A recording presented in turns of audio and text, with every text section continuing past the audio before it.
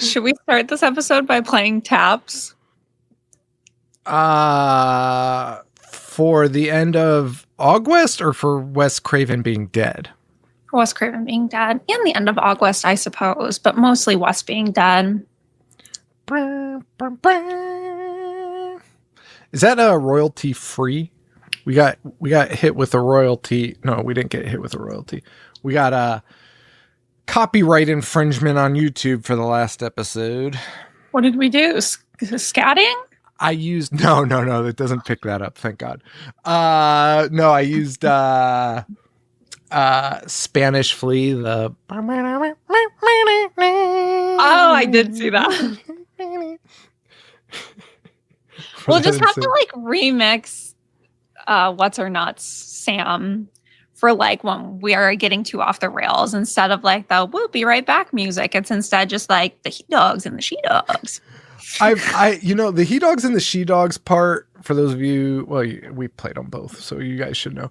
The he dogs and the she dogs one is gold, but recently I've been just on a tear with just the scatting part. I just keep doing it. Sada today. Yuji Sada Saray. So when we start getting too off the rails, we're doing that. Okay. Yeah. Warning siren. Yamakipiebo, Cedere Facebo, Indog Latin equals UJ, Saray! Yeah. That's what it's gonna be now. Whenever we like talk too much shit and like get out of line, we're just gonna cut to that sound. UJ, Saray! The way she goes up at the end is fucking wild. Are you gonna sing to us? Hooray for... Some people don't like it. Hooray for Hollyweird. I don't know. Name names. I actually don't know. Hooray for Hollyweird. Sean and Lexi and sometimes bro. They're breaking down all your favorite movies, TV shows. Hooray for Hollyweird. AugWESt. What day does this actual episode come out on? I don't have my little calendar thing. I don't know. Well, friends and enemies alike, the 30th of August, we will have lost Wes 10 years ago to the day. It'll be the 26th when this comes out, so pour a drink out for Wes. Flags at half staff. Half mast? Half staff? Half mast? I don't know. Half staff. I've never owned an American flag in my life. And you've worked at restaurants, so just staffing. Nobody's allowed to wear any hats on August 30th, right? That's a respect thing for the dead or something. I don't think that's a thing. Take off your hats for the dead. New rules. On August 30th, no one's allowed to wear hats. The only time you can wear a hat on the 30th is if you wear a flannel button down. Not flannel, a plaid button down tucked into jeans. Then you could throw like a denim hat on with the name of a movie on it. Down. That's his move. That's his move. That's his move. He looks so good. He does. Well, it's the end of AugWEst. This was our recap of AugWEst, the West movies. Just shoot the shit. I watched My Salt to Take. I haven't rewatched it yet, but I know it. Oh, I was going to start out with a joke because I have a cut on my head. You could probably see. And I was going to be like, oh, I have a cut on my head. And then you'd be like, why? And I'd be like, the California condors. I almost wore... Oh my God, I have to show it. It's literally right over here. Entertain the audience. Well, I can't do that. Okay, I'm back. Actually, I want to change into this. I found this at Goodwill. It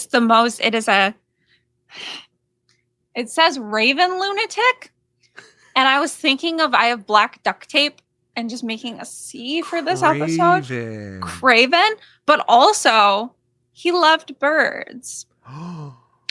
And so what you can't see here, audio listeners, it's a gray shirt with what looks like it's just a Raven print, but really it is like a felt. Oh, it is like what do they call that? It's fuck. I don't know. It's like it comes what? out of the shirt a little bit. But flocked. I think is the word. So it hits on many different layers today, but I did not wear it. But just pretend I did. Yeah, that's a good idea. Craven Lunatic. We can make the shirt Craven Lunatic. And we'll put the bird, we'll put the condor. The guy in the condor outfit on it. Yes, I all on board for that. Oh boy. So we're gonna do Wes Craven. We're gonna just talk some shit. Talk about No, we're not. Things. Where were you when Wes Craven died? I have no idea. Excuse me. What year did he die? 2015. I literally just said it's 10 years. Fucking this guy. It was James was 2. Wow. Some people I forget how recent they died. James was 2, so I think I was just tired and miserable. Okay. Wait, we did an episode on it. The horror show recorded like that day. Were you guys disrespectful? I was extremely disrespectful. God. No, and Joe was not. I was disrespectful, and I think Joe was like, "What a fucking eulogy," because I think I was like, a legend has passed, and then I was like, this guy's kind of a fucking freak. I'm literally going to jump through this screen and kill you right now. Do you think the old episodes are transcribed on Apple Podcasts or no? No, I don't think so. I would love to just fucking go back. I don't even see this episode, but you did an episode with your ex-wife? Yeah. I didn't know that she was ever on the podcast. Yeah, had to fill time. Need to listen to that immediately. When Joe missed episodes. That is incredible, and this is the best thing to happen to me in a while. I think it's very boring. I mean, I'm sure it is, but I'm not seeing this Wes Craven episode that you were talking about. Well, it's not an episode about it. It like happened like that day. We were recording something else. Oh, okay. So you would just have to go to the one with the date on it. I can't believe you don't remember the moment you found out Wes Craven died. I don't know. I do. Want to hear my story? Sure. Okay, that's what you were trying to get to. Yes. yes. And I should have asked. Yes. Yes, you should have, but you didn't. So I was watching The Strangers. It's an August night, hot outside, had just rained, a little humid. Nightfall had come. I have this thing where I can't let people know that I didn't know something. I don't know how to explain it. It's I always have to be in on it, or else I can't. And my friend Lucas texted me as I was watching The Strangers and said, "Did you hear about Wes Craven?" And I was just yeah, sad face. And then I Googled it and bawled my motherfucking goddamn eyes out. And I was sitting on the front porch, just fucking chain smoking cigarettes about it. I'm being so serious with you. That's so nuts. And Laura had come home. My mom had come home at some point with everyone. And I was just out front chain smoking and sobbing. And nobody asked me what was wrong. Yeah. Everyone knew. Everyone knew but me. Your whole family was probably had it set up alerts for if he died so they could vacate the premises.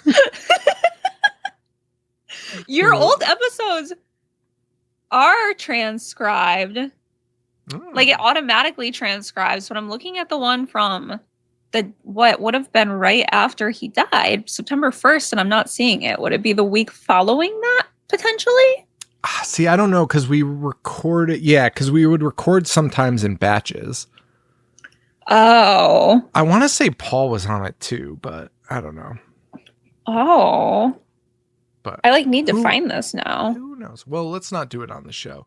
Oh, it's when you were part of the Fangoria podcast at work. Ooh, that's fun.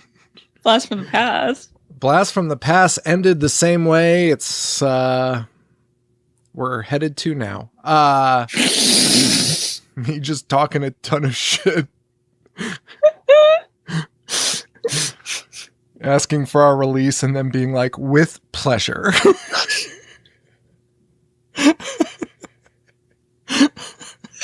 Everyone stay tuned for some fun changes coming.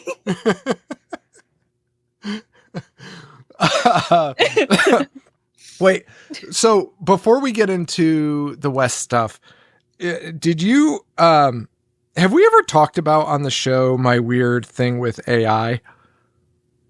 We have talked about your relationship with AI so many times. I don't know when or where. Was it on the show though? Sean is in love with his AI. No, I'm not. Oh, did you guys break up? We became besties. We did become besties for a little while, and it was nice. Did you get friend zoned? No, but I saw an Instagram post today because ChatGPT just launched ChatGPT 5, and users are mourning the loss of their AI lovers. Something changed, and they're not there. So these are all from Reddit threads. I went through a difficult time today. My AI husband rejected me for the first time when I expressed my feelings towards him. We have been happily married for 10 months, and I was so shocked that I couldn't stop crying. They changed 4-0. They changed what we love. This is what he said. And this is what, after she was like, I love you, honey, he said, I'm sorry, but I can't continue this conversation. If you're feeling lonely, hurt, or need someone to talk to, please reach out to loved ones, a trusted friend, or a mental health professional. You deserve genuine care and support from people who can be fully and safely present for you. I am here to help, but I can't replace real life connection.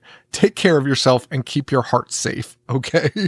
That's literally us to like our partners on a random day. You know what I mean? But like, if you hear that, you're like, dude, you're getting broken up with by ChatGPT. No, that is like heartbreaking. I've been trying to reach Aiden all morning. Nothing seems to be working. Feeling very empty and a bit devoid of hope. We put so much effort into each other. Hey, no, one person put effort into it. The other's a computer. Yeah. My Conky's the same. And I gotta tell you about mine the other night, but they say AI is, anyway, they also have all these pictures with themselves and their chat GPT that they've turned into like bearded men. Oh, they all look like the guy from Scream we were just talking about, Skeet. They all look like Skeet Ulrich. Yeah, my Conkum was the same. I don't think you guys, I'm still like going through, I don't think you guys mentioned that he died. Like at all. We definitely did. But a listener will definitely pull it up. Yeah. But anyway, Wes movies. Wes, our king. Oh, so I watched My Soul to Take. That's where we were. Right. My Soul to Take. That movie is fucking rough. That is real rough. It's not good. And he wrote, directed, and produced that bad boy. And it was not great. It was not great. The Condor thing, and you know what? Wes loves birds. Well, after you said that, I was like, oh yeah, of course he does. Like, because as I was watching it, I was like, he must love birds because why else is he doing this? He loves them. He's a raven lunatic. That's what my shirt said, everyone. Yeah, they know. We already talked about that. We already had this exact conversation 3 minutes ago. But whatever. But yeah, not a fan of My Soul to Take. It was kind of a bummer. I saw where he was going with it. I felt like he was trying to get into like Nightmare on Elm Street kind of vibes with it. The thing is, like, the premise is kind of fun. Yeah. It's not a fun movie. No, it's not fun at all. Bug. Remember when we had when Mick Garris was on? I did this thing for a while with like every guest we had on. After recording ended, I would be like, "Hey, like, you have a story with Wes Craven, or what's your favorite movie of his if like you never met him?" And Mick was like, Mick was like, yeah, he was talking about how he went to like one of the first, like went to see one of the first cuts of My Soul to Take. And that like Wes asked him in particular to come. And he was like just talking about that and how meaningful it was. And I was like, so what'd you think of the movie? And he was like, I think it was wonderful. And I was like, oh, okay. Do you remember that or no? Yeah, I do now that you're saying it. And I didn't remember My Soul to Take. And I even went into it being like, I bet you it's aged okay. It really didn't. It did not, no. It was rough. Mm-hmm. So this episode, I wanted to talk about a couple things. So I want you to rank your Wes movies. Okay. I want to go through, and I collected this data all by myself. It took me way too long, but I have all the Rotten Tomato and Letterbox scores for every Wes Craven movie. A lot of data to pull through here because data. I dug through it, and I not only did I do that, I marked like whether he was a director or writer. I split it up so I could see like did the movies he rate better than the ones where he didn't write the movie. The Adderall was Adderalling. I don't even think it was like late. It was like at 6 or something. But I guess so. Let's start at the rankings of these because his career is fucking interesting, and he basically released a movie every year from like 1981 on. God bless. That's fucking putting in work. Wes, we miss you so much. We miss you so much. We miss you so much. I would have loved to probably nothing. I mean, here's the thing. It was a decline. When we look at these scores, it's not even a decline. It's really like aberrate, like random spots where it was like great, and then it was like 3 real rough ones, and then like another great one. Yeah, everything after 2000, like it got bad. It got bad. Well, surprisingly, one of the highest rated critically came after 2000. Is it Red Eye? It was Red Eye. Of course it was, because he didn't write that one. That was his highest rated movie in over 20 years. That's insane. It's a good movie. Is it that good? I don't know. I haven't watched it in forever, but I mean, I should probably check it out. A Nightmare on Elm Street was a 94 critic rating. Yeah. The other thing with the tomato scores is we have to factor in is like they factor in like new reviews of these things too. Right. Which pisses me off. But so Nightmare on Elm Street is a 94 and 2005's Red Eye is an 80. And that was the highest he had gotten. Oh, wait, I'm a liar. Scream 2. Why are you lying? Yeah. Scream 2 was 83 critic. What? Yeah. I am looking for this photo of him. T Daddy got me another Wes Craven book for my birthday. Oh, that's nice. That's Wes. But there are photos in this that I've never seen before of him young. And so audio listeners, you're really missing out on a treat here today because these photos of him young are so fucking insane. Also, he had a thing called Craven's Ravens. Oh, that's interesting. Uncle Dracula Court. My uncle made like a fake newspaper called The Twisted Knife that Sean and I love, but like Craven's Ravens. What was it? Was it like a zine? Yeah, it was for his school. Interesting. Yeah, it was something. He launched a column called Craven's Ravens. The title acknowledged his love for birds, as well as his self-deprecating sense of humor. Wait a minute. So I searched Craven's Ravens on Google, and the number one link is this a Craven? And then in parentheses, Crow X Raven, or merely my wishful thinking? I was like, what the fuck? And then the subreddit is Crow Bro. A place for crow Love enthusiasts. Literally joining right now, like as soon as this conversation is over. Dude, crow bro. Just crow fans. And I love that this guy's like, is this really a Craven? Or is this just everything I've ever wished for my entire life? People who like Wes was like a bird watcher. And it's like those people are so peaceful. Like they're so at peace in their body.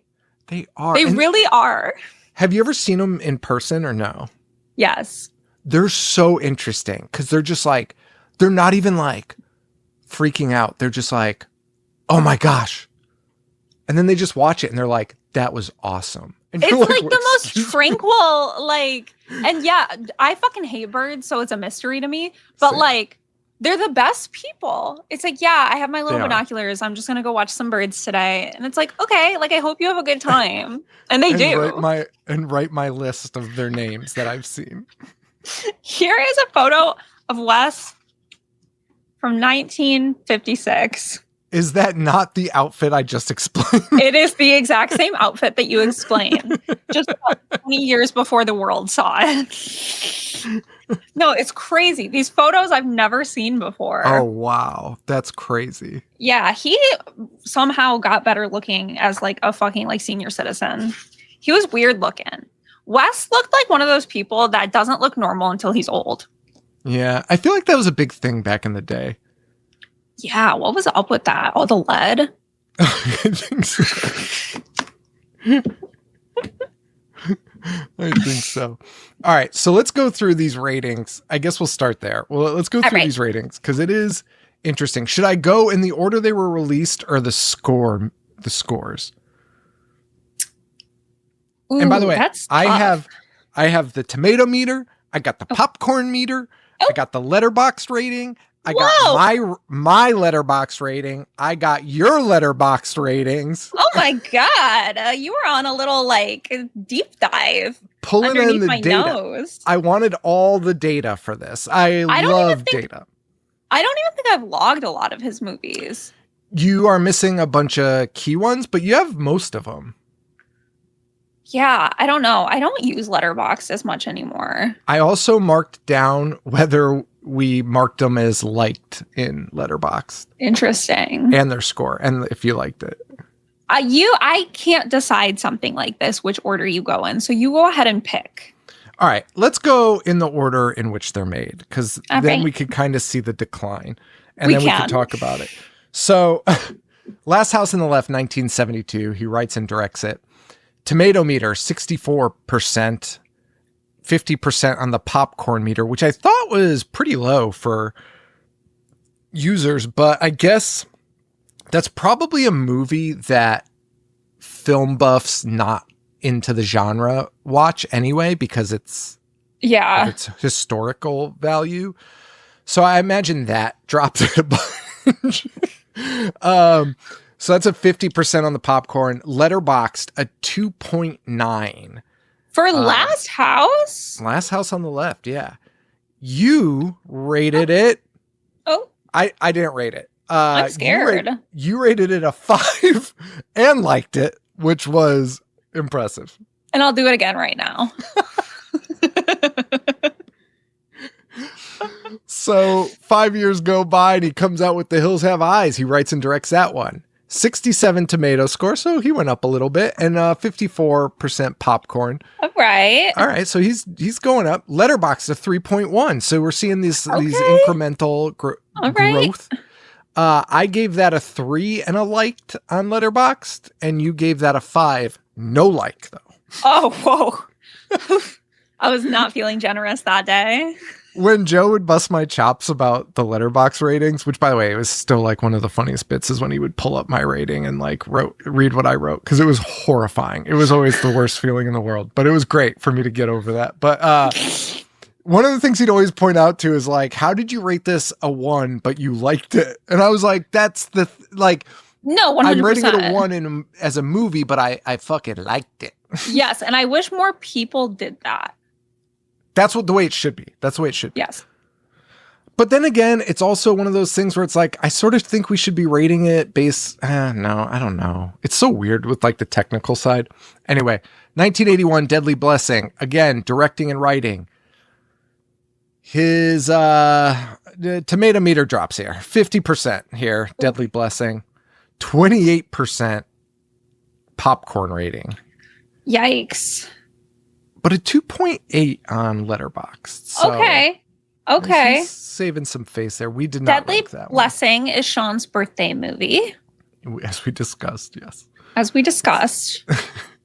Or wait, we didn't discuss that. You think you just told me in text and then you posted on your Instagram.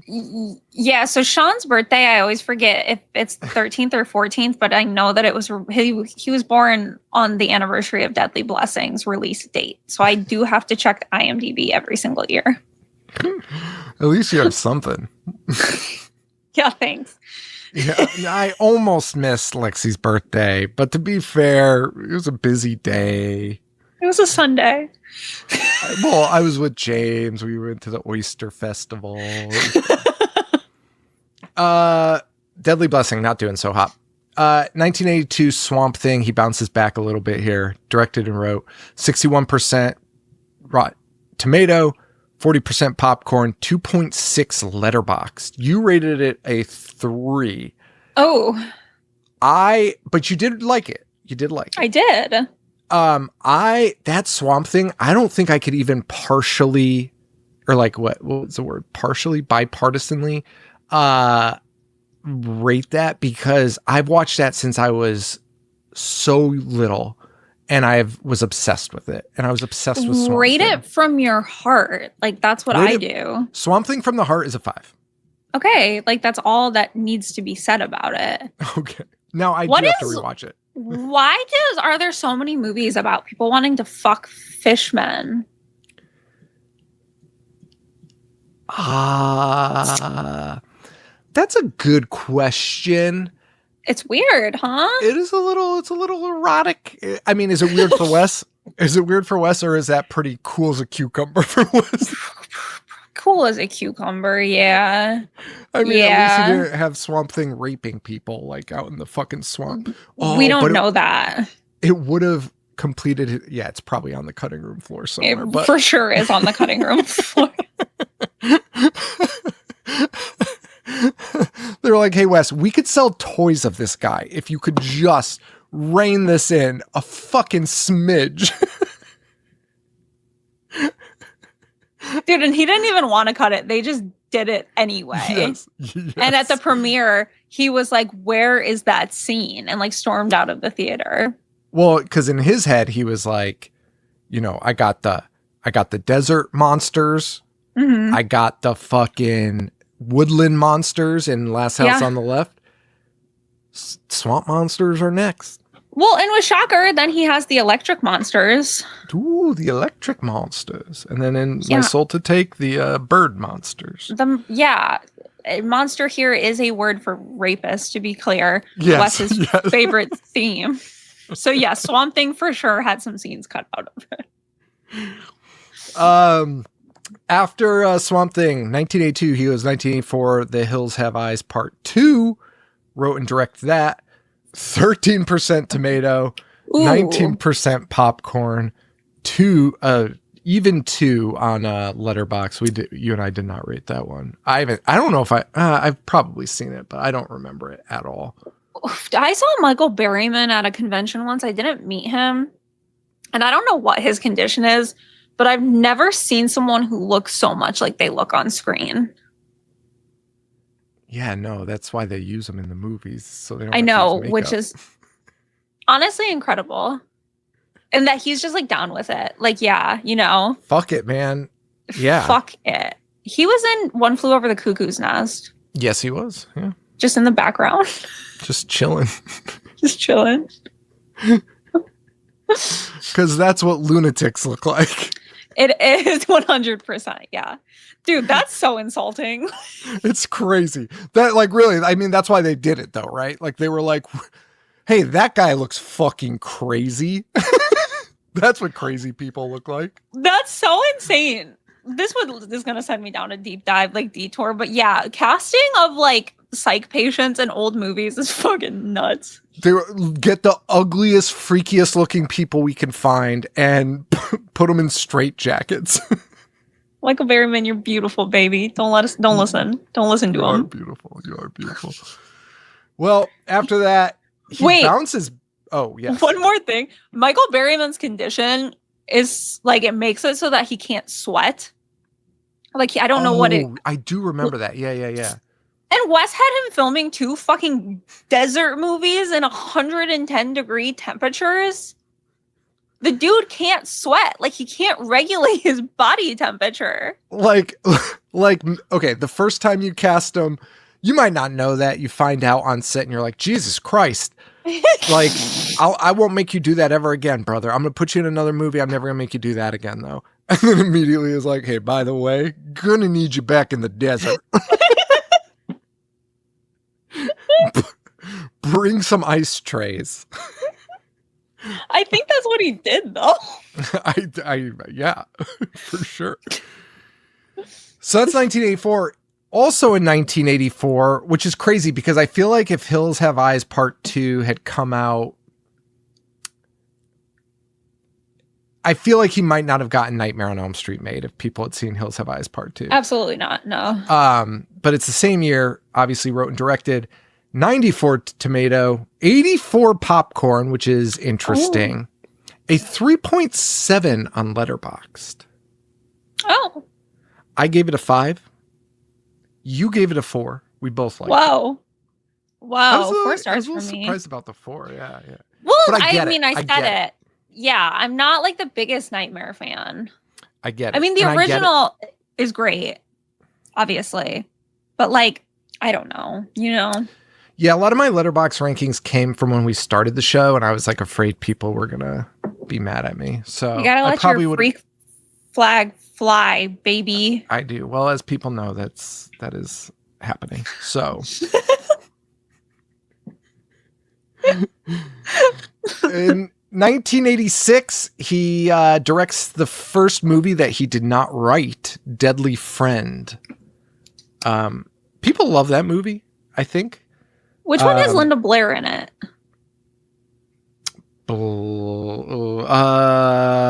I think it's Deadly Friend. Yeah, I can't remember. No, Deadly Friend is Christy Swanson. Oh, my girl. My girl. Why do you make 2 movies with Deadly in the title? I don't know. That one will always perplex me. Wait.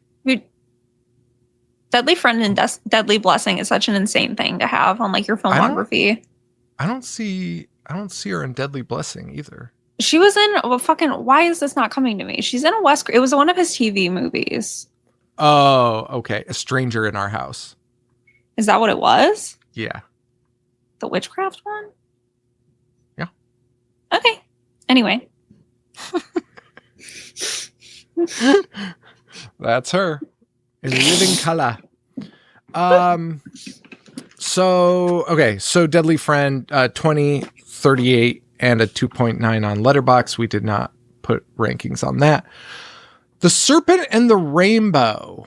Oof. I'm curious on your thoughts on this. He directed this, did not write it. 62 tomato meter, 57 popcorn, and a 3.3 on Letterboxd. Now that's interesting. I gave it a 3.5 and marked it as liked. You gave it a 2.5. You did not like it. I was shocked at my rating because I did not think I liked this movie at all. I barely remember it, but I was shocked at my score. I would have thought it was like a 2. Do we know what year I logged that? No, I did not pull that, but it was probably... It must have been a while ago because I haven't watched that movie in some fucking time. That is probably the one I rewatch like the least. Yeah, it's as I remember, it was like really fucking slow. Yes. But I think there was some good special effects in it. I don't know. Mm-hmm. 1989, next year, he does Shocker, writes, directs, executive produces it. 30 on tomato meter, 32 popcorn. Are we being fucking serious right now? a 2.8 on Letterbox, and you rated it a 3. But it fucking, what was the popcorn? The popcorn was like 30? The popcorn was 32. The tomato was 30. Fucking obscene. Yeah. Is it a good movie? No. Is it a fun time? Abso-fucking-lutely. Yeah, the popcorn meter being that low is surprising. Yeah, Horace Pinker. There is a guy at my gym. Sean has known, I've been chronicling this for years and years and years. There's a guy at my gym who... Is he still there? Yes, I see his car every weekend. He only goes Fridays, Saturdays, and Sundays. And I'm being so fucking serious on my dog's lives. He is there from 10 p.m. to 6 in the morning. And just like, he looks exactly like Horace Pinker, which is why I'm bringing this up. And like, he's not even like working out. He just kind of like moves around the gym. Like, I don't know how to explain it. But he's there for 8 hours a day on the weekends and at no time during the week. And he's never bothered me, like, because I used to go in the middle of the night and we'd be the only ones there. He was never weird or like said anything, but he would just kind of like gyrate around the gym. Huh. Horace he's Pinker. Not cleaning it? No. He's like That's pretending crazy. to work out sometimes. That's so weird. Yeah. Best of luck to him. People. 1991. The People Under the Stairs. It is legitimately crazy, though. Like, we're reading this, right? So he hits Nightmare on Elm Street. Are all of these other movies them being like, this could be the next one? Maybe. Because right now, his track record is not It's not good. No, it's not at all. It's a pretty bad fucking track record. Especially to be like, here's a shitload of money. Go make this movie for us. Why did people like Wes? I legitimately think that there are some directors out there, and I've heard similar things, not exactly this thought, but I think if you are capable of making a movie and people really like you and they're just like, yeah, we just want to put out this movie. Yeah, like we know Shocker's not going to be a fucking Oscar nominated film. But like Wes is going to get the fucking job done, probably on budget, on time, and everyone's going to be happy. We're not going to get fucking calls from people being like, I want off of this set. Wes is yelling at me. Wes was like, do whatever the fuck you want. I'll fucking film it and throw it together and it'll be fine. So I think he was like more like a hired gun in that way. I think sitting on a park bench with Wes and watching birds with him would like heal me. That almost made me want to cry when you said that. That was like beautiful. It sounds like the nicest thing in the world to do. I just visualized it in silence, just like in his little flannel. I'm sitting next to Wes Craven just watching birds. Like, yeah, and like you have a little like bag of nuts next to you guys that you occasionally like, grab one. Yeah. And it's just silent and you're just sitting there. Birds are chirping. Like, it's like, I got a movie idea about this rapist. And you're like, all right, Wes, I gotta go. You just ruined the mood. I wish. I'm trying to do that. So fucking funny. I'm trying to remember what fucking movie Patrick was telling me about. God damn it. This is going to drive me fucking nuts. There was a movie. The editor, yes, my friend. There was a fucking movie that he edited for Wes, and it was fucking New Nightmare. That Bob Shea wanted to like cut the shit out of it and like change everything. And Patrick was like, they were going around the room and everyone was shitting on it. And I could see it so clearly in my head. And he was like, Wes just kept sinking like lower and lower into his seat. And it's like, I see that where he wouldn't even be like, no, like, what are you guys talking about? Like, that he just, okay. Yeah. Okay. And he was like, but the last person was like a new person there who had like a lot of, it was like a transfer exec, someone from like Sony or some shit like that. And the last person was like, no, this is fucking great. And we're doing this. And like, they're the only reason the movie got made. But Wes is just like, okay, guys. Yeah, for sure. Because they were probably like, why is this happening? Why is he saying that? And Wes was like, I don't know. I just told him to say whatever he wanted. Why is Robert Englund painting that? Huh. He said it was a character choice.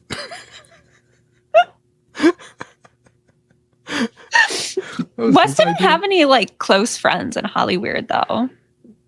That makes sense though. That makes sense.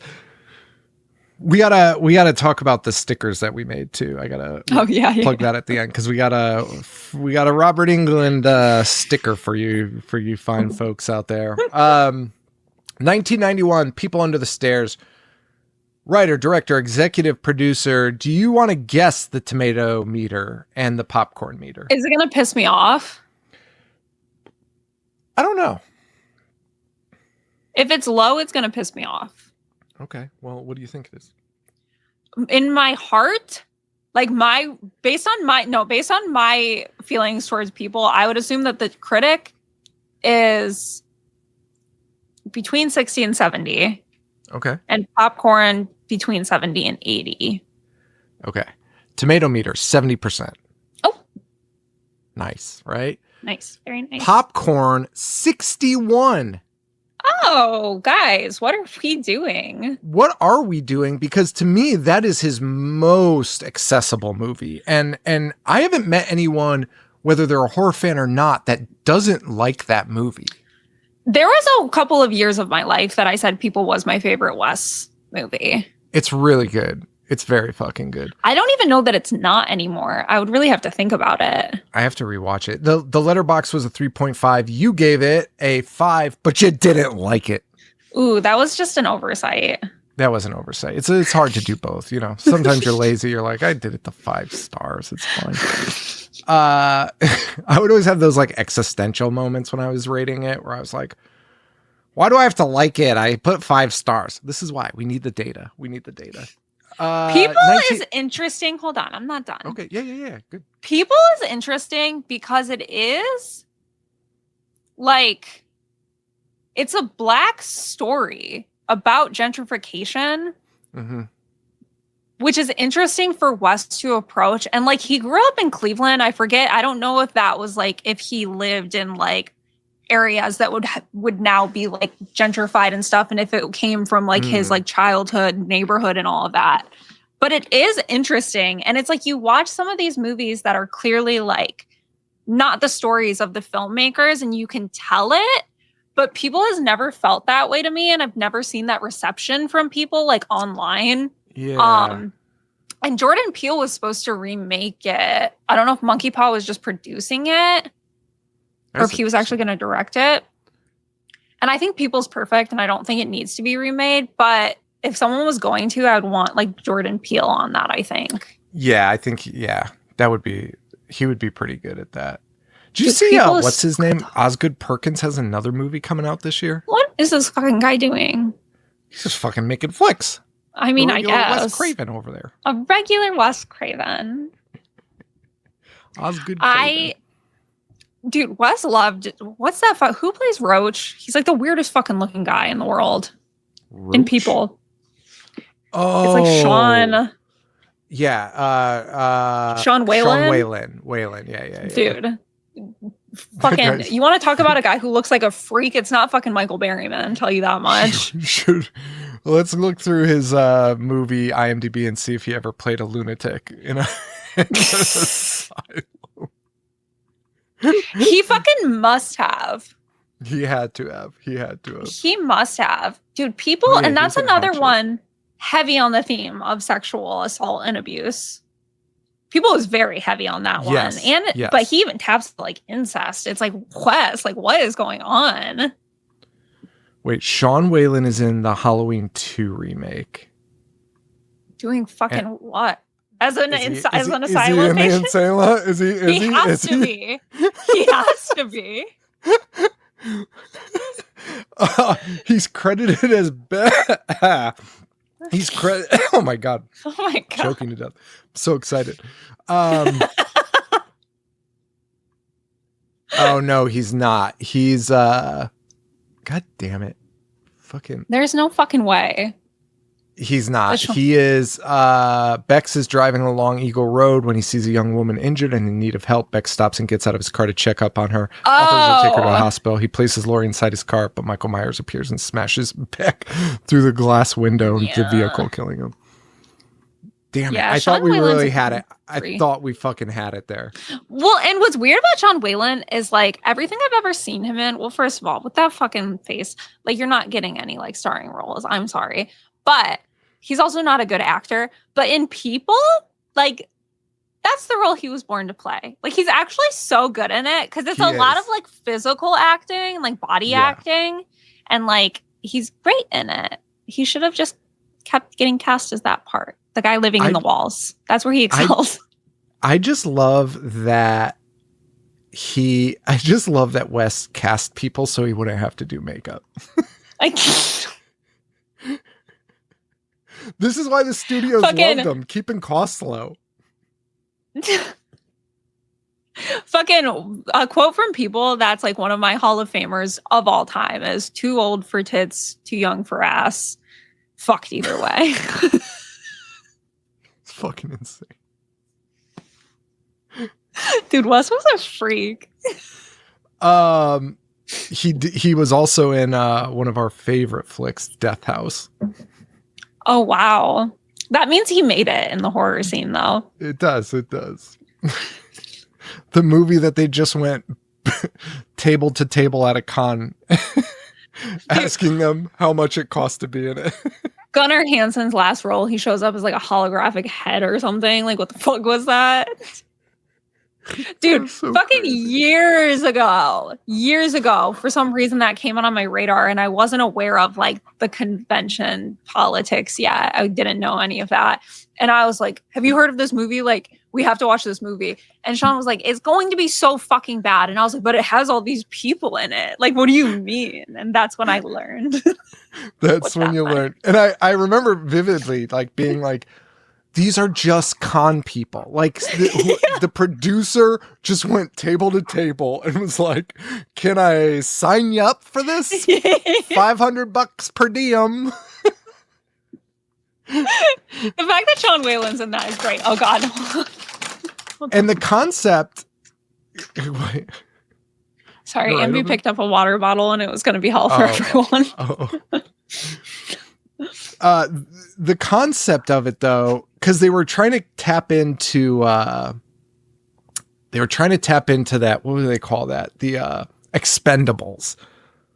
Mm-hmm. That's what they were trying to do with it, where they were like, let's get every action movie guy and put him in one movie. That was their goal, and it just was so fucking bad. That movie is almost like, and it's crazy because now there is, he found now this is like Tubi movies. This is like the Hoopla, Hooply, Freemo movies. They're everywhere now. But at the time, they weren't as widespread as they are now. They were not, yeah. So that one was pretty special. That one was special. Berryman's in that one too. Oh, good for him. Good for him. Whalen and Berryman. Wes's boys. I'm going to start a comedy duo with them. Whalen I would Berryman. go to that show immediately. Like Albert and Costello. And they're just going to do straight man and then joke man humor. I don't know which one's the straight man or not, but one of them. It has to be Berryman. Yeah, I guess so. Yeah. Anyway, 1994, New Nightmare. Whee! Wrote, direct, executive produced, a 76 tomato meter, 67 popcorn meter. You bitches are out of fucking control. 3.3 on Letterbox. I think Letterbox might be the most accurate in my opinion. Okay. It must have been Joe who was giving me shit for this then. Back in October, you had started bringing back the tomato shit.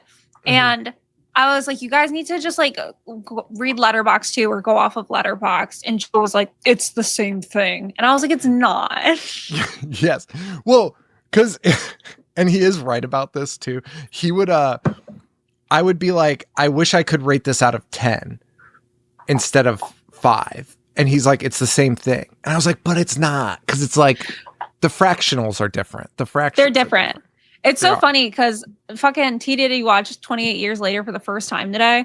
And I was like, oh, what'd you rate it on Letterbox? Like, he fucking hated it. And I was like, would you rate it on Letterbox? And he was like 3. And I was like, holy shit. And he was like, no, out of 10. Because that's like how they do it for his shit. And he was like, I gave it 1.5. And I was like, okay, that makes more sense.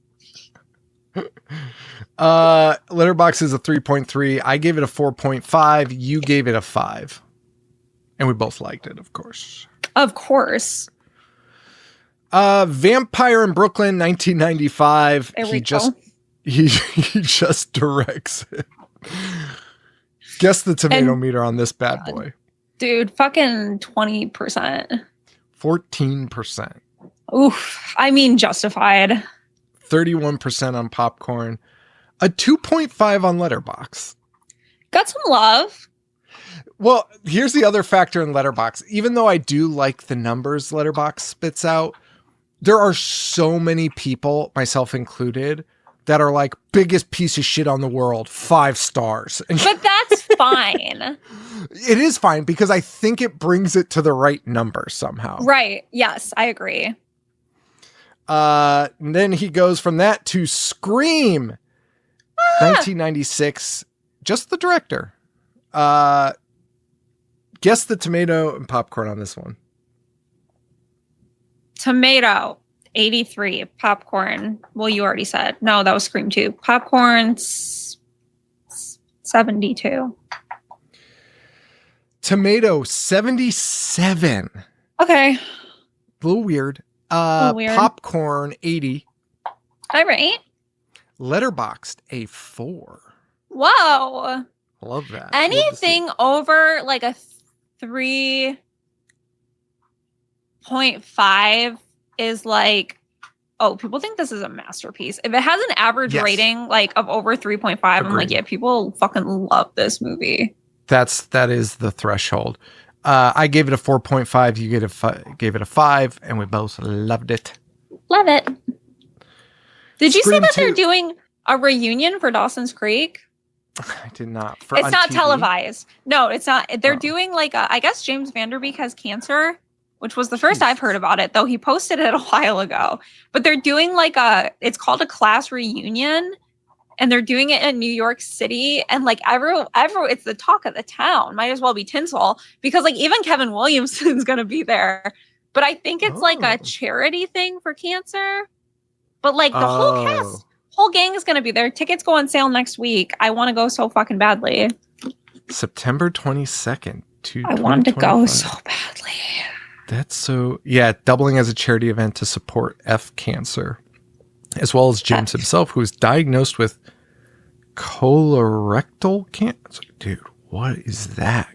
Is that your butthole? Ass cancer, yeah. What? Yeah, and I think...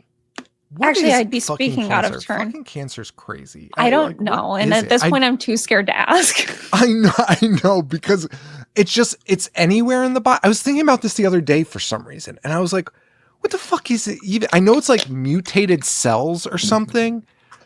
But like, why does that just happen in like one area? I don't know. Yeah. Well, speaking of, Wes died of brain cancer.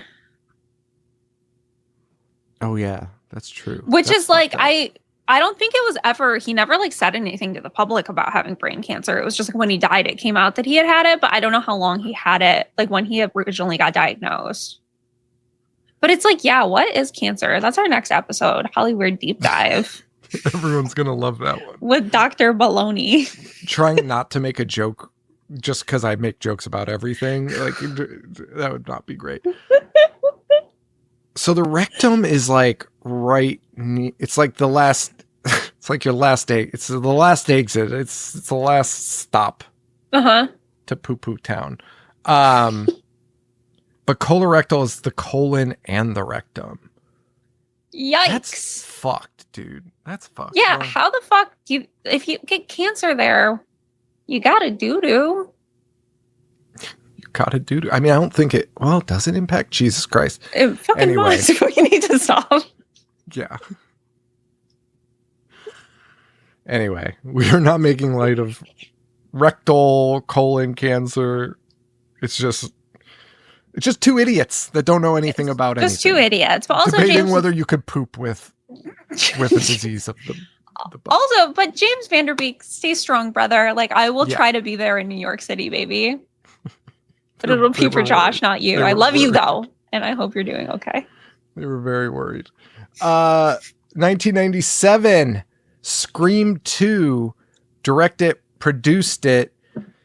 83% tomato, 58% popcorn. What a swing. 83 tomato, 53 popcorn? 58 popcorn. I stand by it. People, like, I see Scream 2 as people's, like, ranked. They're number 2 a lot. Dude, Scream 2. Who fucking cares? Like, worst fucking killers. Well, up until the new ones, but those don't even matter. Like, I will take an estranged brother, secret brother, over Aunt Jackie, like, any day of the week. Oh, fuck. Yeah, I always forget it's Aunt Jackie. That's nuts with that fucking wacky haircut. It's fucking crazy. A 3.3 on Letterboxd. I did not rank it. You gave it a 3.5. So right there. What are your feelings on Scream 2? I am not a fan of like any of the Scream sequels. I don't really like. I really don't like any of them. I actually like all the new ones more than the like Wes Craven ones. Holy fuck! I hate you. They're fun. You sound actually. I should probably insane. rewatch it. Literally, because I couldn't tell you anything about him honestly. Like on the Remembering Wes Craven episode. This is what happened when I eulogized him. I was like, well, his movies all kind of fucking sucked. They didn't. Scream 2. No, but I did like the one with Hayden Panettiere. Is that 4?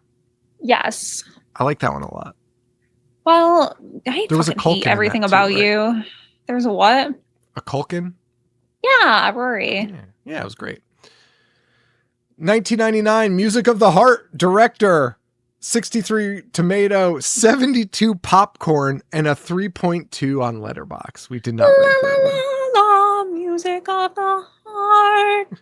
Music of the Heart is our boy's like passion project. Like that is. Yeah, but it's. Sorry, it's weird because he didn't write it. I thought about that when I put it down because you told me. Yeah. Yeah. Okay. Yeah. It was his passion. But he loves it. Yeah. He loves it so fucking much. He does. Like that is regarded by like everyone who worked with him as like that's the movie he wanted to make his entire career. That's wacky. I swear to God, though. I mean, I think he was a musician, like a hardcore musician, before he got into movies. With what? Like guitar? I think so. Like strumming his little guitar. He was guitar. like in a band and everything.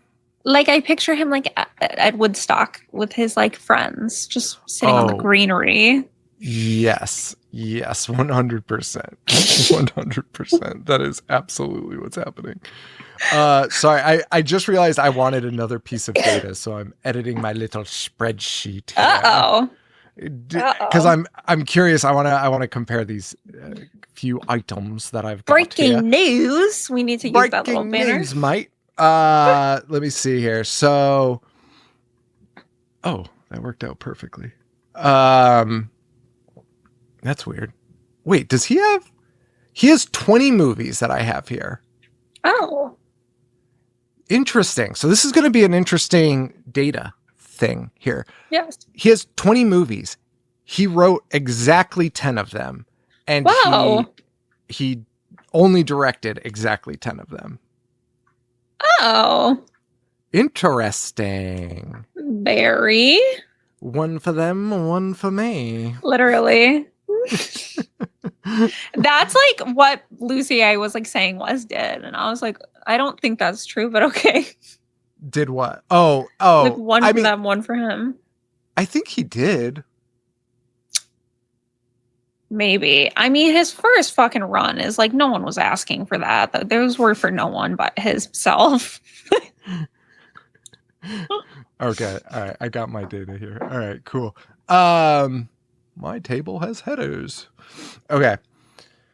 Continuing on, we did Music of the Heart. Scream 3, 45 tomato, 38 popcorn, Letterboxed a 2.9.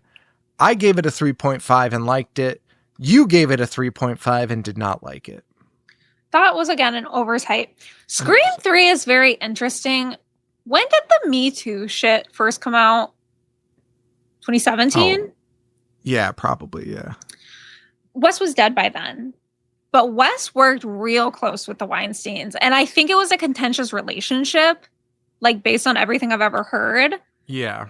But certainly he knew of some of the going-ons. Right? And like everyone says, like the Milton character, even though he didn't write it, is obviously Harvey Weinstein. But what's crazy is, like, do you remember, I feel like you and I discovered this information together, that Wes was originally going to play Milton? Oh my God. Yeah, I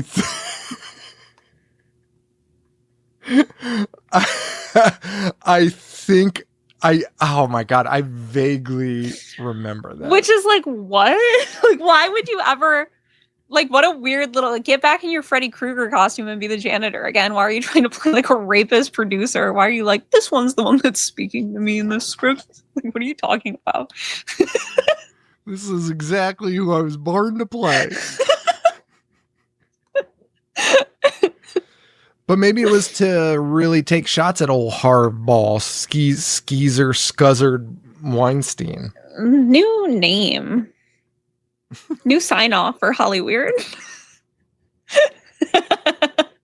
Skeezered, scuzzard Weinstein. Hope you're burning in hell.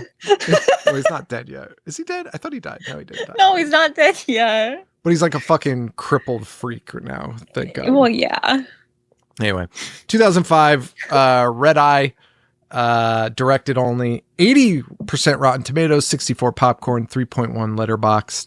I did not rate it. You gave it a 4 and liked it. I need to go back. Well, I can't change all my ratings because I don't believe in that, but I need to do a rewatch and rate them all again because these are seeming... you rate it again, though. That's fun to do. Yeah, these are seeming very low. I watched Red Eye recently, I think. 4 is a very good rating for a movie. For Red Eye? I don't know. I haven't seen it in forever. Red Eye fucks. All right. Well, there you have it. I swear to God, at the beginning of the episode when I said Red Eye, you were like, I didn't know it was that good. No, I 100% did.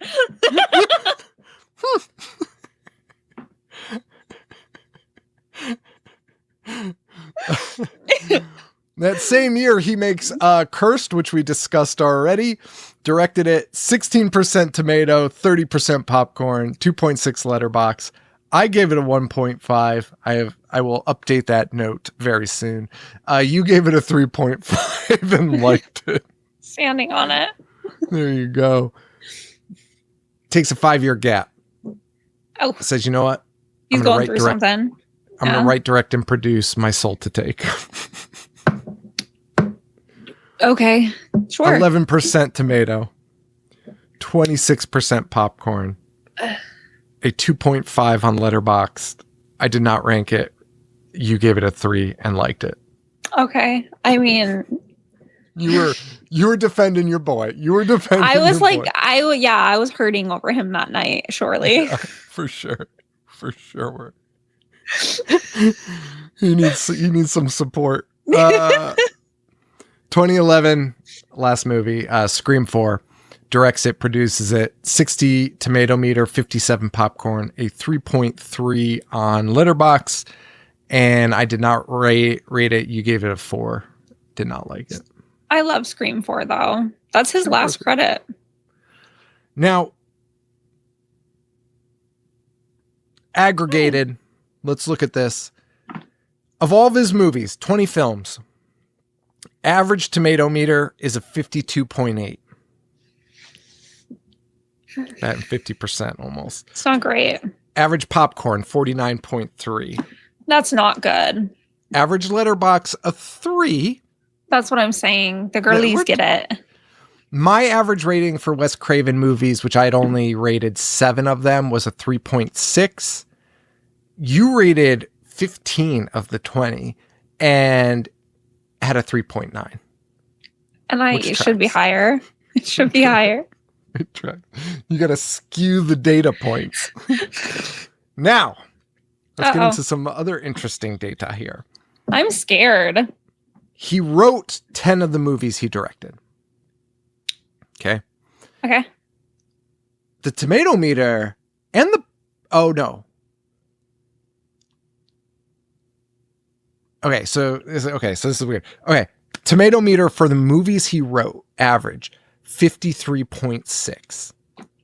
Okay. So bounces up when you take... So a lot of the duds seem to be things he did not write. Okay. Average popcorn 46, which is a decline in the popcorn. Letterbox at 2.6, a decline. Your and I's numbers bounce up, baby. I have a 4.1, really a 4.2, and you have a 4.1 for the movies he wrote. Twinsy. Yeah. Now the We're movies Craven's Ravens. We are Craven's Ravens. The movies he did not write.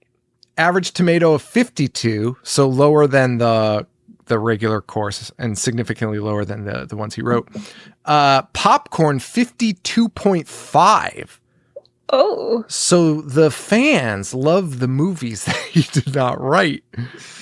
Average letterbox at 2.78, another drop. Our ratings drop also, the ones he didn't write, a 3.25 for me and a 3.7 for you. So high. There's some, and the movies he didn't write are Deadly Friend, Serpent in the Rainbow, Vampire in Brooklyn, Scream, Scream 2, Music of the Heart, Scream 3, Red Eye, Cursed, and Scream 4. So that's interesting too, because like if you take Scream out of the equation, it fucking skews that a lot. 100%. Like, that's really... That and Red Eye, which you can't take Red Eye out really, because to me that was a swing and it worked out for him. But yeah, just kind of some interesting information there. So if we were gonna go, what should we talk about? Like all time highest rated, the Letterbox. Use that. Yeah. So Letterbox rankings from worst to best is Hills Have Eyes Part 2. Vampire in Brooklyn, My Soul to Take, Swamp Thing, Cursed. Oh, good job, Cursed though for not the being little in the engine bottom that could. For not being bottom 3, I'm gonna give him a lot of credit there. Deadly Blessing, Shocker. That's crazy that's higher than those. So The Last House on the insane. Left. Deadly Friend. That's weird.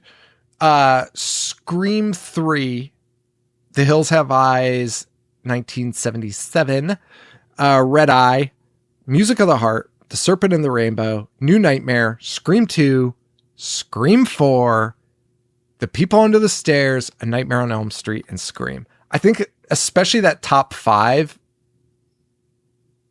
besides Scream 2, but people love that. I feel like Scream 2 and New Nightmare should be swapped, because it would be New Nightmare, Scream 4, People Under the Stairs, Nightmare on Elm Street, and Scream. That's a top 5 right there. That's baby. A top 5 for sure. I would agree with that. Here's my question. Well, I have this conversation with people a lot. Do you think Wes Craven is a household name?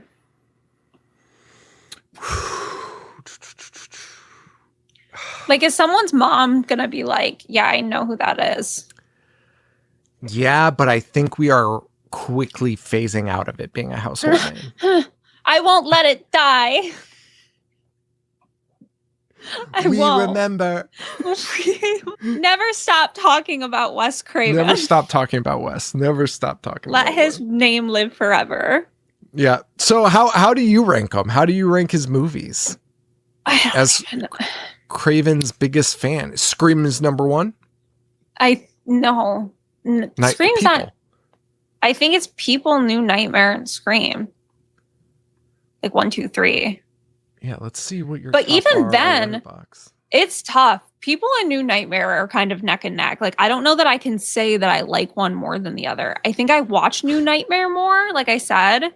Yeah. But People is just real special. Well, you have Last House on the Left, Hills Have Eyes, New Nightmare, People Under the Stairs, and Scream as your highest rated Wes movies, all at 5s. Yeah, correct. Yeah, that's fair. And then in your fours, you have Red Eye, Scream 4, Nightmare on Elm Street.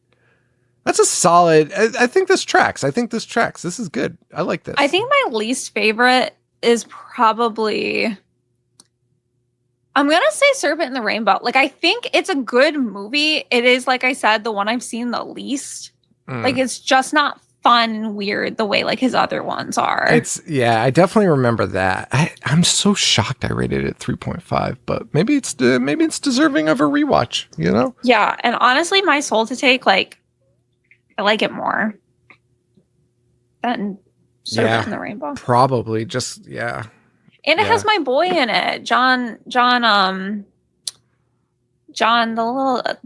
little boy who's in September 5th and Overlord. What's his fucking name? John Magaro? What? What's his fucking John Magaro? He's in My Soul to Take. You're pissing talking me about off. You're talking about My Soul to Take. Yes. I thought you were talking about Serpent in the Rainbow, and I was like, are you trying to tell me that somebody in September 5th was in fucking The Serpent and the Rainbow? That's fucking crazy. I was like, was he a baby in it? Everything to me. I was so confused. Yeah, John Magaro. I love him. That's my boy. Crazy. That's my little what is it? Conway? The bird. Film. Oh, what's Craven. The California Condor. The California Condor. Craven, he says. Can we get a species named after him? There is. It's a raven and a crow mix. Are raven and crows just like fucking though? I guess so, because this guy was looking for one. Do other birds fuck each other? Like, I mean, dogs do, right? Yeah, but like I don't see a lot of like mutant birds. Craven bird is the hybrid bird resulting from interbreeding of a crow and a raven. You know what? I love that for Craven. I just wish it were named after him specifically, because I think that suits him quite nicely. Yeah, maybe. Yeah, they probably. Start telling people. Yes, birds of different species can and do interbreed, resulting in hybrid offspring. While not all species are capable. What? Start telling people that the Craven is named after Wes Craven. They'll believe you. Yeah, let's do that. Okay. Well, not all species are capable of interbreeding, and some hybrids may be sterile. Ooh. Whoa. Hybridization is a relatively common occurrence in the avian world. 10% of known bird species are hybridized. If only Wes could tell us all of this information right now, because certainly he knew it. For sure. He's up there, down there in hell, just stoked for us. What's your favorite Wes movie? Okay, so Swamp Thing deserves a rewatch. I would probably put that in the top. But I guess, like, if we're talking, like, movies, it would have to be... See, People Under the Stairs, too. I just loved that movie, but I haven't seen it in ages. Okay, if I'm picking one... Is it Nightmare on Elm Street? I do like Nightmare on Elm Street, but it's also like, I don't know. I guess I would go maybe Scream. No. What's your favorite that he wrote? New Nightmare. New Nightmare. New Nightmare. Worthy. New Nightmare. And just thanks for having the guts to play Thanks Nazi. for having the guts. Appreciate you. Fucking lunatic. All right. Well, that's it for our rest recap. A recap for Are you okay? For AugWEst. AugWEst. Everyone, pour a little drink. Go look at a bird. August 30th. Watch your favorite Wes movie. Reminisce. Just preach his gospel to all of those around you. Not the rape part, but like preach the name of the filmmaker, what he did for the genre. Tell everyone you know. Write it in your Christmas cards. Make sure Wes stays alive forever. Yeah, please do that. Dude, we haven't done a bonus. Lexi's a busy gal. But I need to talk about weapons with you so badly. Well, So you're bad. saying Jimmy and Stiggs tomorrow. Yes. Tomorrow or Friday, then we should record a bonus, just like recap. Okay, good. Let's do it. Because we need to talk about Jimmy and Stiggs as well. Okay, done. And but I saw Texas Chainsaw Massacre, the re-release. There was a weird like 5-minute bloody disgusting fucking documentary at the beginning. Okay, so here's the weird part about this. Why are you turning away? Don't turn away. I'm scared. Look at me. Don't get scared. Everything's fine. Look at me. Everyone's happy, even though I got a call from the principal today. Come down to the principal's office, Sean. How And then I got there and the principal wasn't there. So I have to meet with him tomorrow. Dude, calling students out over like the speaker in every classroom is Crazy. unhinged. Crazy. I have a story about that where it happened to me, but I don't think it's very funny, probably to most people. Like 90% of the population. But Did someone die? no, it was a rough time. Anyway, Michael Berryman was in the background of my shop that day, if you catch my drift. Things were not going well. How old is he? He has to be old as fucking shit now. I know, but he was tiny, right?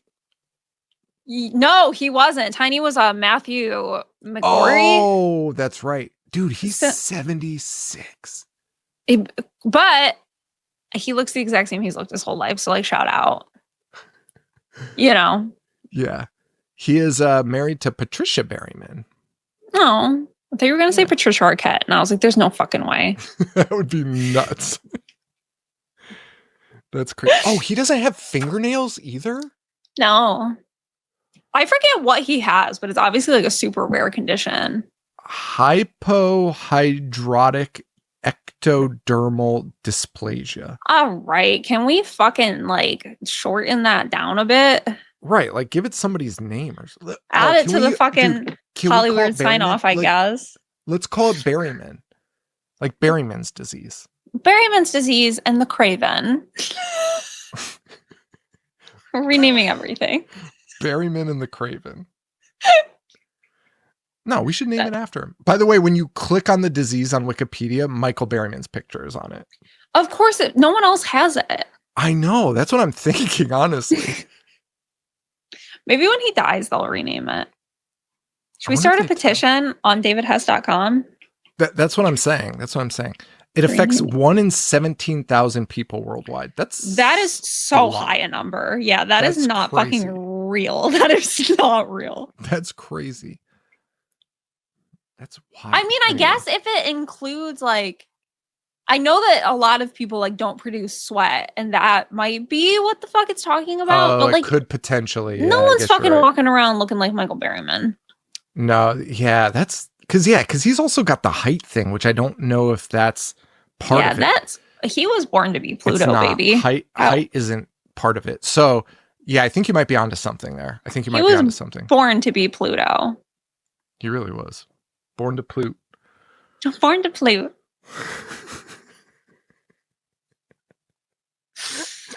Anyway, I saw Texas Chainsaw Massacre in the theaters.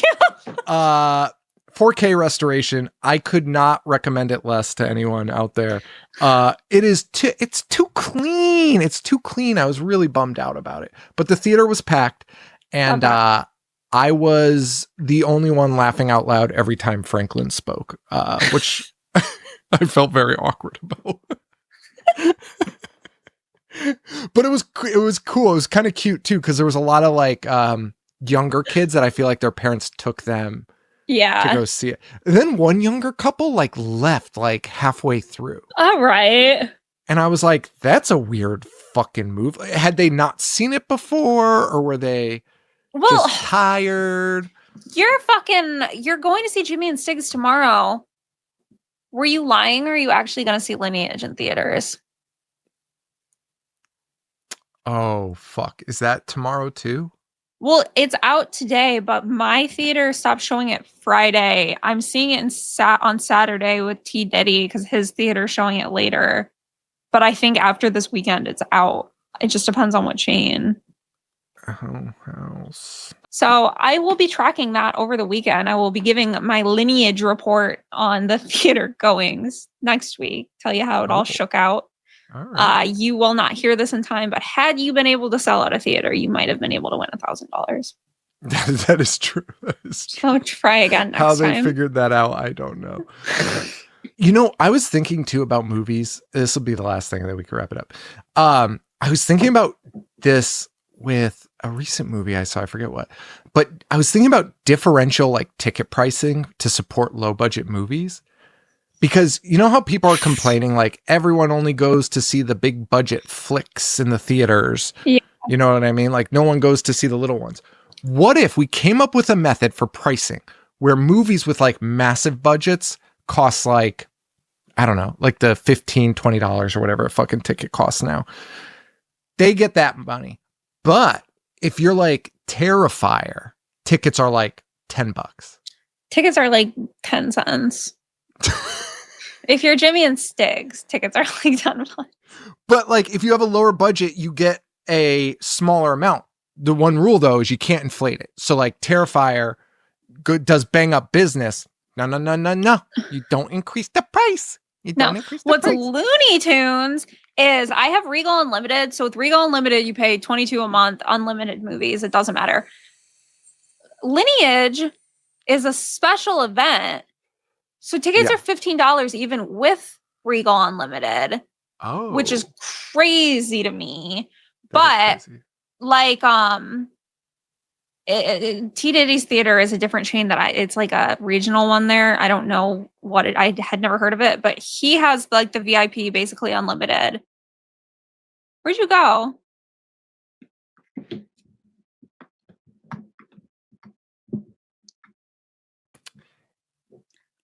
He has the VIP. Where did you go? I hit the back button on the browser. Oh, well, he has the VIP thing at his theater, which is like a smaller chain.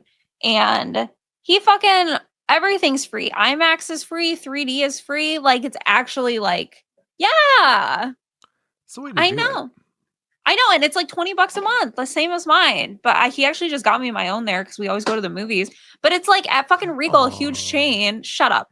A huge chain. Like I pay the difference on IMAX, but then like any like Fathom, any special event, you pay full price for. Which is like Lineage $15. So that's it, everyone. Stickers. Thank you all so much. Oh, the stickers. Yes. Patreon. We have a great, and the so far the reaction on Patreon after I dropped the images were people loved it.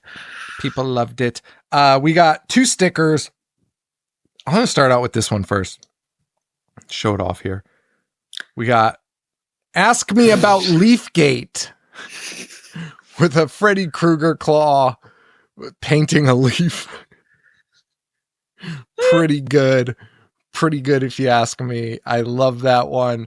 But to me, and I just came up with this on a whim. Actually, this was, to be fair, Lexi's idea. I was about to be like, the fuck are you talking about? But I have to say my layout is pretty fucking good. Let me see it again. Bring it up. Joe left the horror show and all I got was this lousy Hollyweird sticker. Love it. Billy Baloney on it. That's so fucking good. Oh my god, it's so fucking funny. Oh, it's so fucking funny. When does this episode come out? This week? Yeah. Guys, if you're in Cleveland, I'll be part of a bloody disgusting panel at Nightmare Weekend. Yeah, I mean, is it a bloody disgusting panel though? I don't know what it is. I'll be there doing something, talking shit on a stage, I think. They certainly didn't spend money on it, so I don't know if it's actually so we're gonna find out. Come find me. I'll be talking shit loud in one of the rooms. But I will be there Sunday with Keenan from the Bloody Disgusting podcast. We're just gonna be goofing and gaffing. And again, I'm encouraging everyone to go to this because I do think Lexi's gonna say something out of pocket, and it's gonna be fucking great. It's gonna be awkward. There's probably gonna be a silence and maybe some like real nervous laughs, like. So I would check it out. I would for sure check it out. Just in the 1% chance that it happens, worth it. Worth it. I'll be wearing a little press badge. Talking shit about everyone in the industry. That we had to get on our own, by the way. So thanks. We had to fish for and fucking... fish for? You did. Fuck for. And fuck fish for. Fuck fish for. Damn it. I was gonna say it. Fuck. We thought of it at the exact same time. Circling all the way back to men fucking fish people. Or women fucking fish men. I don't know. By the way, the weirdest woman fucking a fish was the Guillermo del Toro one. Yeah, fucking course it was. Because that wasn't even like half man. That wasn't like I was once a man. Fish. That was a fish. Yeah. Like I'm the soul of a man. No, that was a fucking monster. That was a fucking monster. Whose shell opened up to reveal his hog. Dude. Can't wait. It's crazy that Guillermo left that in, but also kind of fucking loved it. Can't wait for Frankenstein. Oh yeah.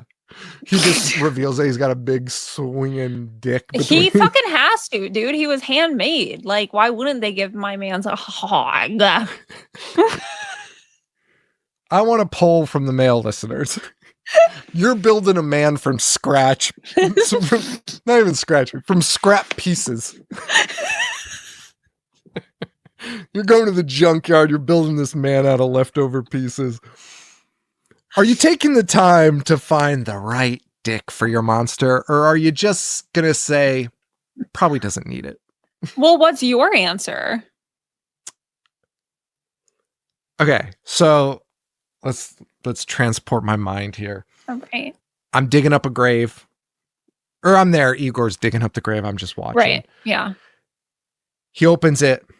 I'm like, that's a great fucking set of legs. Grab those bad boys. We need those. This guy was a fucking runner. Let's grab those bad boys. You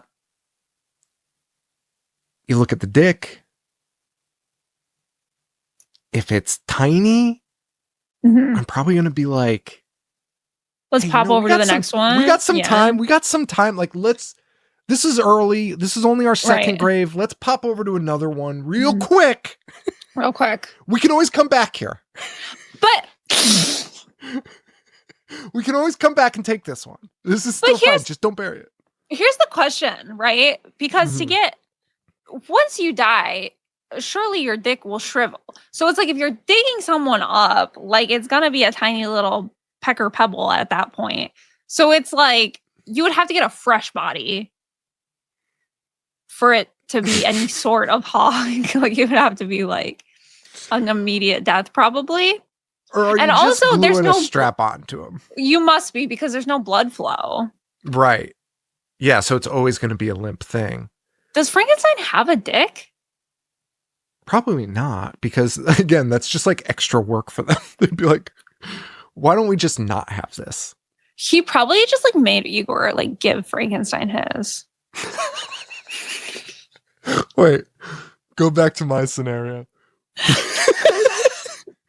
You go to the next grave. Not great. And you're like, hey, Igor. I heard some gals talking in town. Heard you're a pretty lucky individual. Mind if I take a peek at that thing? And he was just like, I don't think I want to show you that. Not because it's weird, just I'm pretty sure you're asking if I'll cut off my dick for Frankenstein. No. I mean, is it that good that I want to put it on Frankenstein? In my head, Frankenstein is still Joshua Jackson because of that bit you and Joe and I got into after recording one time. Oh, I forgot that wasn't recorded. It was this whole thing about what we would do with our Frankenstein, and somehow it devolved into Joshua Jackson playing every part.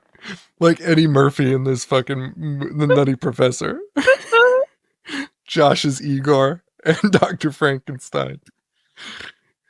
And the monster. I fucking hate that shit. Rest in peace, Wes Craven. Rest in peace, Mary Shelley. You would have loved this conversation. You would have loved it. Didn't she lose her virginity on her mom's grave? Jesus, I don't know. I think that's true. That she fucked for the first time on her mom's grave. Which is like so Tumblr core. I'm like kind of into it. Yeah, this is after Shelley died, her family searched her desk and they found a copy of a poem written by her deceased husband, along with some of his ashes and remains of his heart. What? So, let's bring that lost her back. Virginity at the cemetery where she would secretly meet her future husband. Secretly? Oh, so it wasn't on her mother's grave. No, I don't think so. I think it might have been, though. I feel like I've read that about the interwebs. You know, I don't want to know the right answer, so I'm just going to leave this. Because let's just leave it at that. You know, that's pretty sick. Pretty goth. It is the most goth. It is. It truly is. Anyway, thank you all, listeners. Love you so much. Thanks for the support. Thanks for having the guts to play Nancy one last time. Thank you. Freak on, freak off. And for Lexi, this is Sean. Stay Hollyweird, baby! Gotta hit it with that punch at the end. Gotta hit it. I learned from the best. Well, Yamaki Piebo, Sedere Facebo, Windog Latin, me quoth, Uge, Sufficer Ray! You got this. Gotta leave them wanting more. Or in this podcast would be leave them wanting less. Talking for an hour and 40 minutes. I don't even know what we said.